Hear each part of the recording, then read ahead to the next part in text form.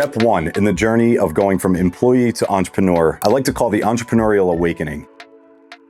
Recognizing the signs that you're ready to leave employment and to start your entrepreneurial journey. There's a lot of mindset shifts and setting realistic expectations versus the fantasy of becoming an entrepreneur. There's an incredible growth curve that you have to go through, not only as an entrepreneur and a business person, to learn the mindset, the strategies, the systems, how to build processes, how to hire, how to set up your LLC. We're going to go through all that throughout this course. But the first thing, I would not go any further in this course if you don't understand, is the entrepreneurial awakening. If you have something burning in you that you can't sleep at night, you keep researching, you keep watching videos, you keep trying to understand, and it's that 5 to 9 that's different than the 9 to 5. If you feel like your 5 to 9 is way more exciting and way more fulfilling and way more gratifying than your actual 9 to 5 is, then it might be time. You might be having the first entrepreneurial awakening. My mindset shift is going to take you from the employee mindset where you're just showing up, adding value to a company, building someone else's dream just to get a salary, to taking control of your life and living a purposeful life where your business is interjected and fully integrated into your own life. I've had this awakening now several times. Admittedly, when I was in my 20s, founding my first couple brands, my agency, my direct-to-consumer shoe business, I wasn't really there. I was excited about the prospect of building a company and making it really cool. We had filed for patents for our shoes that got approved, and we were building a real business. But hiring was foreign to me. There were so many elements of building a business that I just didn't understand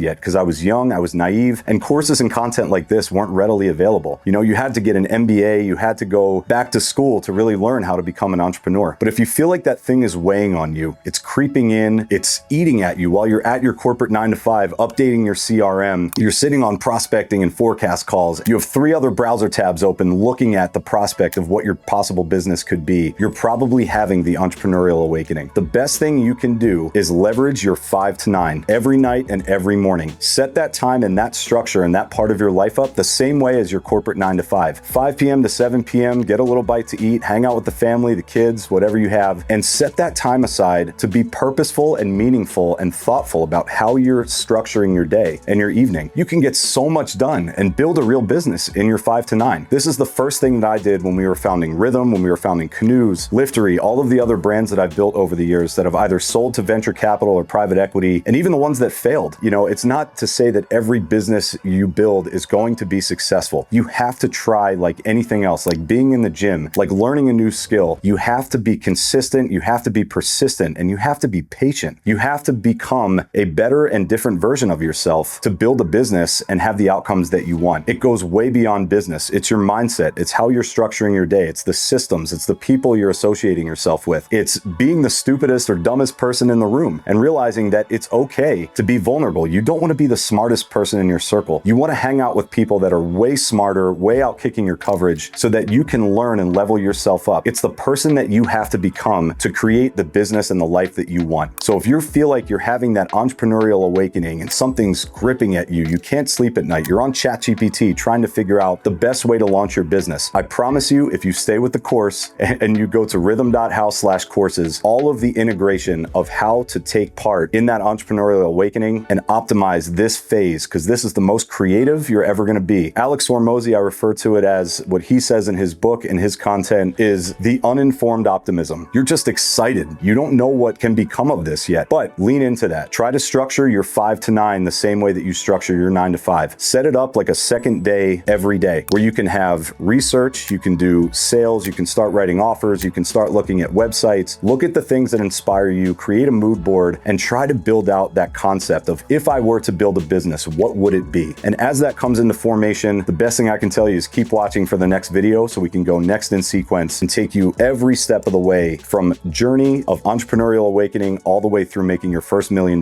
with your business.